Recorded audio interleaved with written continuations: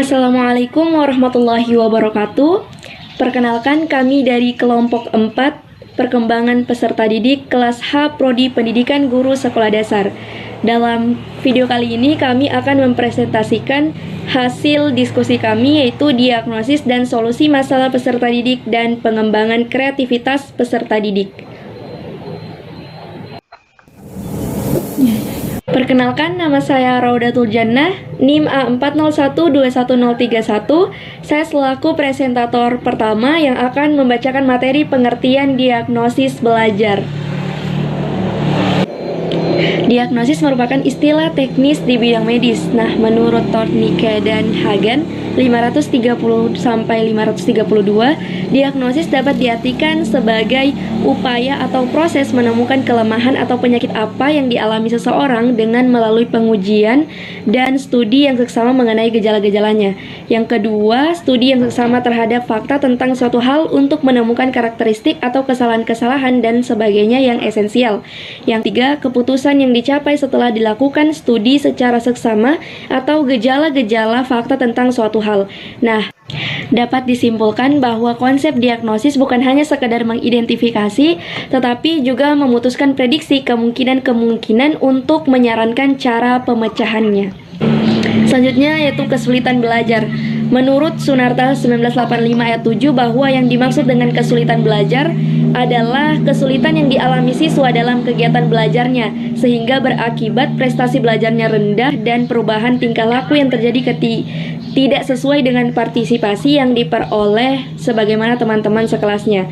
Nah, sementara menurut Siti Mardianti DKK 1994 ayat 4-5 menganggap kesulitan belajar sebagai suatu kondisi dalam proses belajar yang ditandai oleh adanya hambatan tertentu untuk mencapai hasil belajar.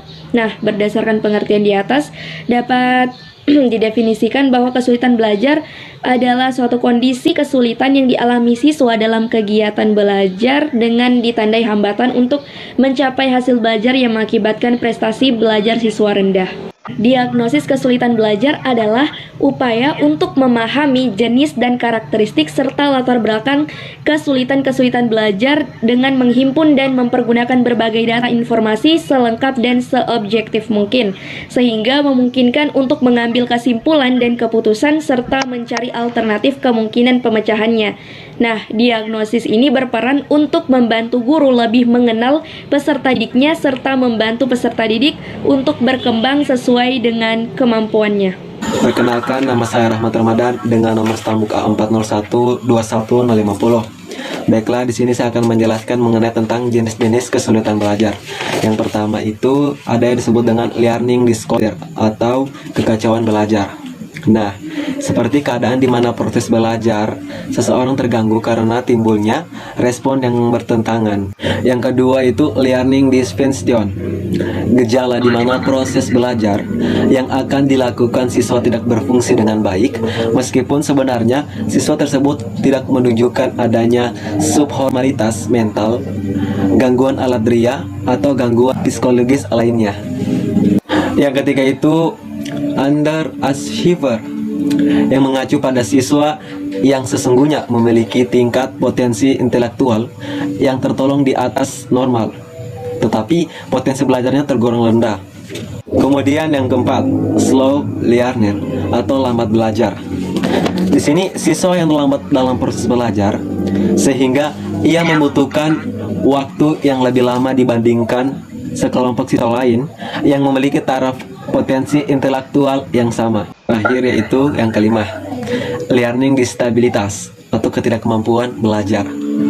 Mengacu pada gejala di mana siswa tidak mampu belajar atau menghindari belajar sehingga hasil belajar di bawah hasil intelektual. Contohnya, yang pertama, siswa yang sudah terbiasa olahraga keras seperti karate, tinju, dan sejenisnya mungkin akan mengalami kesulitan dalam belajar menari yang menuntut gerakan lemah mulai. Yang kedua itu siswa yang memiliki postur tubuh yang tinggi, atletis, dan sangat cocok menjadi di atlet bola voli. Namun, karena tidak pernah dilatih bermain bola voli, maka dia tidak dapat menguasai dengan baik. Itu contoh yang kedua. Nah, contoh yang ketiga itu siswa yang telah dites kecerdasannya dan menunjukkan tingkat kecerdasan tergolong sangat unggul, seperti IQ-nya 130 sampai 140. Namun prestasi belajarnya biasa saja atau rendah. Nama saya Wulandari dengan NIM A401210009. Saya sebagai presentator ketiga akan menjelaskan tentang solusi dalam masalah kesulitan belajar. Solusi dalam masalah kesulitan belajar yang mempengaruhi perkembangan peserta didik diantaranya yang pertama, mengajarkan kembali materi yang belum dimengerti atau dikuasai oleh siswa. Yang kedua, memberikan latihan kepada siswa tentang materi yang telah diajarkan. Selanjutnya, memberikan informasi kepada siswa tentang bagaimana cara belajar yang baik, pentingnya mengulangi pelajaran, pentingnya membaca buku, dan diperlukan keseriusan dalam belajar di kelas, serta rajin beribadah. Memberikan informasi kepada orang tua bahwa pentingnya meningkatkan perhatian terhadap belajar anak, karena orang tua sangat berperan penting bagi perkembangan anak dalam belajar. Selanjutnya, memberikan informasi kepada guru tentang memberikan layanan bimbingan kepada siswa yang mengalami kesulitan. Layanan ini lebih dikenal dengan pengajaran remedial. Sedangkan layanan bimbingan bagi peserta didik yang tidak mengalami kesulitan belajar lebih dikenal dengan pengayaan atau envisionment. Pengajaran remedial. Pembelajaran remedial merupakan bentuk pembelajaran yang bersifat kuratif, penyembuh atau korektif perbaikan. Kemudian, program pengayaan atau investment. Program ini memiliki tujuan yaitu yang pertama, peserta didik lebih menguasai bahan pelajaran. Yang kedua, memupuk rasa sosial peserta didik. Yang ketiga, menambah wawasan peserta didik. Serta yang keempat, memupuk rasa tanggung jawab peserta didik. Saya Iin Indrilia dengan NIM A401210004. Baiklah, pengertian kreativitas. Kreativitas merupakan suatu kajian yang kompleks. Perbedaan definisi kreativitas dari berbagai ahli merupakan definisi yang saling melengkapi. Sudut pandang yang berbeda menjadi dasar definisi kreativitas. Berikut adalah kreativitas menurut para ahli. Yang pertama yaitu Hurlock 1978, di mana kreativitas merupakan suatu proses yang menghasilkan sesuatu hal yang baru. Yang kedua yaitu Alfian 1983, di mana kreativitas merupakan sesuatu proses upaya manusia atau bangsa untuk membangun dirinya dalam berbagai aspek kehidupan. Yang ketiga yaitu Utami Munandar 1977, di mana kreativitas merupakan suatu proses yang tercermin dalam kelancaran, kelenturan, dan originalitas dalam berpikir. Yang keempat yaitu Jung 1961 dan Clark 1986, di mana ekspresi tertinggi keterbakatan dan sifatnya terintegrasikan yaitu sintesa dari semua fungsi dasar manusia.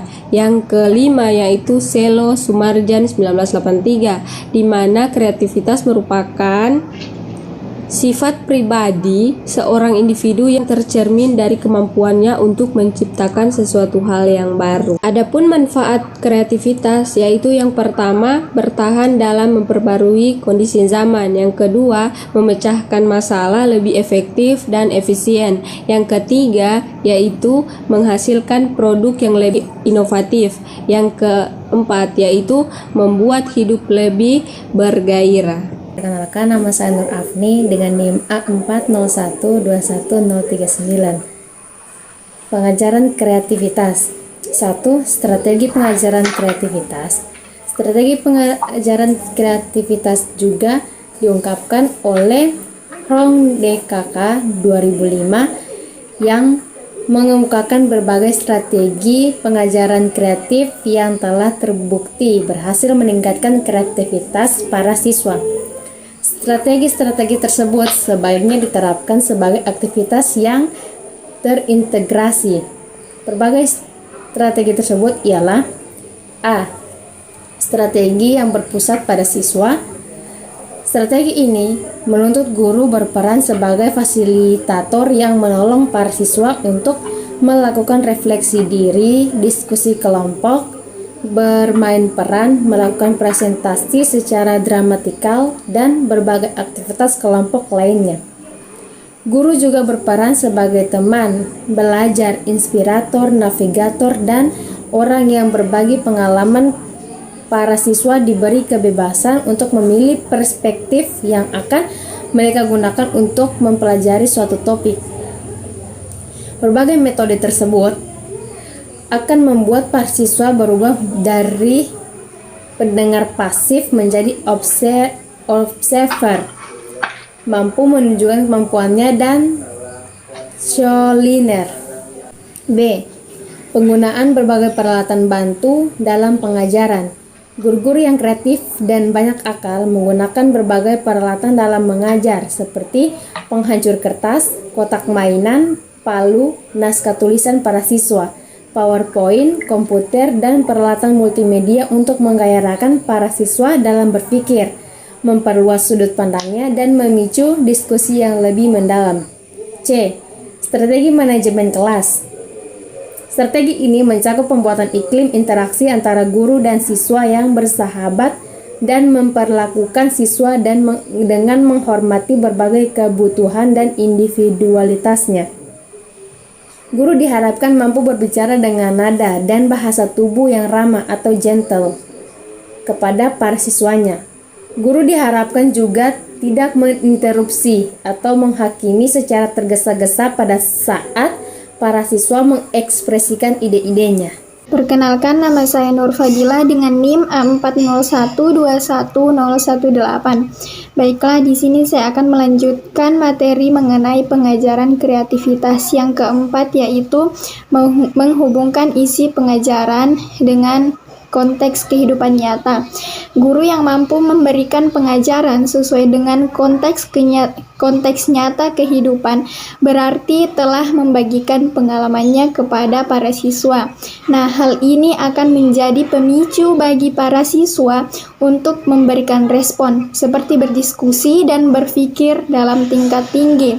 Selanjutnya yang kelima yaitu menggunakan pertanyaan yang terbuka. Pertanyaan-pertanyaan terbuka akan menggerakkan para siswa untuk berpikir kreatif. Esquil dalam Horn DKK 2005 bahkan menyatakan bahwa pertanyaan terbuka merupakan karakteristik dari guru yang kreatif. Guru yang kreatif juga selalu mendorong siswanya untuk membuat dan berimajinasi dalam diskusi kelompok. Berbagai hasil penelitian menunjukkan bahwa para guru dapat memberikan pengaruh yang lebih positif dengan mendorong para siswa agar menjadi kreatif. Nama saya Nur Safitri dengan NIM A401210043. Di sini saya sebagai presentator yang ketujuh akan menjelaskan tentang mempertajam kreativitas. Yaitu yang pertama, aktif berapresiasi. S. Effendi mengatakan bahwa berapresiasi berarti menggauli karya dengan sungguh-sungguh sehingga timbul penghargaan dan penghayatan yang mendalam terhadap suatu nilai seni. Yang kedua adalah gemar merenung. Merenung adalah memikirkan dengan sungguh-sungguh tentang sesuatu sambil mencari dan akhirnya menemukan banyak hubungan yang terkait dengan masalah yang direnungkan. Perenungan adalah insan yang mempunyai keterpanggilan jiwa untuk turut serta berpikir dan mencari pemecahan. Yang ketiga yaitu responsif terhadap kejadian sekeliling. Responsif berarti tidak merasa acuh terhadap lingkungan. Responsif bermakna aktif, yaitu mau mengambil bagian terhadap sesuatu yang terjadi di sekitarnya. Responsif juga bermakna positif, dalam arti tanggap apa yang terjadi di sekitar seseorang. Yang keempat yaitu senang berinisiatif. Inisiatif adalah pemikiran-pemikiran awal atau lebih sering dikenal sebagai prakarsa. Prakarsa dapat berperan untuk mempertajam kreativitas, sebab prakarsa merupakan sebuah karya dan sebuah potensi yang sangat besar manfaatnya, karena lewat inisiatif itulah sebuah pemikiran yang kreatif akan muncul. Yang kelima yaitu mendinamiskan otak. Lemahnya daya kreasi seseorang antara lain dipengaruhi oleh terbelenggunya seseorang dalam kebiasaan yang monoton. Agar terhindar dari kondisi itu, perlu diciptakannya dinamika gerak dan kebiasaan kerja otak yang dinamis. Kemudian yang terakhir yaitu banyak membaca dan menulis. Membaca akan menambah wawasan kepada anak, sedangkan wawasan adalah pemerkaya jaringan pengetahuan sehingga akan dapat menghadirkan rangkaian wawasan, pengetahuan, dan keterampilan yang sudah tersimpan terlebih dahulu. Menulis akan mempertajam kreativitas seseorang, karena menulis adalah memunculkan kembali sebagian materi atau pengetahuan yang telah didapat. Menulis dapat memperdayakan potensi kreativitas sebab aktivitas ini sekaligus menghadirkan pengorganisasian.